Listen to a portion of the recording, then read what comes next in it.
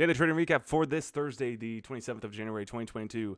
Not a lot of trading going on for me. Not really a lot of anything interesting for me whatsoever. I actually slept for first hour of market open.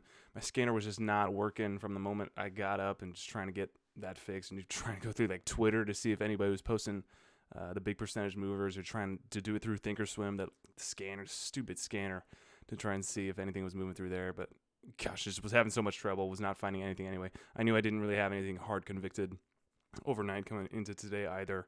And eventually I ended up getting it like 5 minutes before market open, and then there's just nothing anyway that I wanted to trade. So just went right back to bed.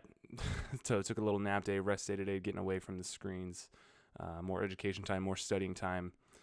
Just for dollar volume on the day as reference for me, 3 minutes after the close here, NASDAQ $306 billion volume, NYSE $422 billion volume, OTCs $2.6 billion volume. I can say there's always going to be opportunities in plays and people making crazy amount of money. Of course, it's just so stupid to see Roy in the millionaire chat. He makes $8K on a speculative small size trade on SRRA of just playing that top there for this third day, trading it short to the downside of a nice little move there. But it's just, frustrating to see that that's what they call a small single and the small size trade, like a quarter of the size he was willing to actually take on that potential of a trade. And, oh yeah, just got to keep the singles where they are, just 8K. But that's where we're going to be someday. And other plays, like I could mention FAMI.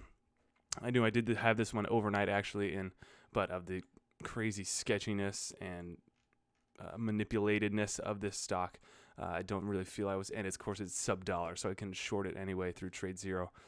But watching that one for a pattern playbook trade that I like to see as these first screen day overnight shorts. So playing this one that they can spike, do whatever they want to do in the after hours when they have that news catalyst. And this one was reports record company growth and revenue for fiscal year of 2021. So good news catalyst in that, but then just nothing coming in, and actually dies off pretty hard in this pre-market for a nice little opportunity there short. That was just kind of a gift, not necessarily a predictable or tradable event there. If you were short at that time, you got lucky for the hard sell-off that it did have in there, in my view, at that point. And then, continues. It has a little spike, call it a little dip and rip there, opportunity, bouncing to 245, but then just the entire sentiment is death and just selling off, bag holding, bleeding longs there the entire day on FAMI. I can also mention like DOYU, Dawei. You can say, call it a little double bottom here for this first screen day, even though on the daily perspective, it's just not that awesome. Volume is pretty crazy compared to these last few days, the past year it's been. But yeah, I can identify here a little double bottom to be able to trade off of that. Even taking it to VWAP does have a little bit more after that, and more continuing after the post little market morning session there.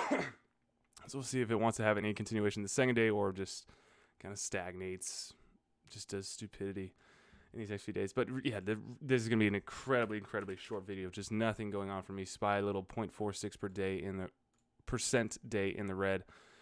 Still holding this wider range between 440, 430. We'll see if it starts to test that 420 blaze it level again to continue to smack away at any of these dip buyers.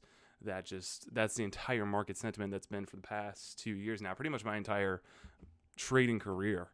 Has just always been, you ever see a dip in the SPY, Daddy Powell has been there to support that dip, and you just buy that dip and sit in the money all of the time. But now, of course, after that meeting yesterday, it will be interesting to see where we start to trend from there as it's shaking up the mentality and paradigm of what the market should do, as it just always shouldn't go up anymore. It's now kind of shifting sentiment after this little harder pullback off of that 480 all-time high slap few weeks ago. That was the start of 2022. Yeah, golly. That is all I had. I sincerely thank you guys for watching. We will catch you guys on the next one.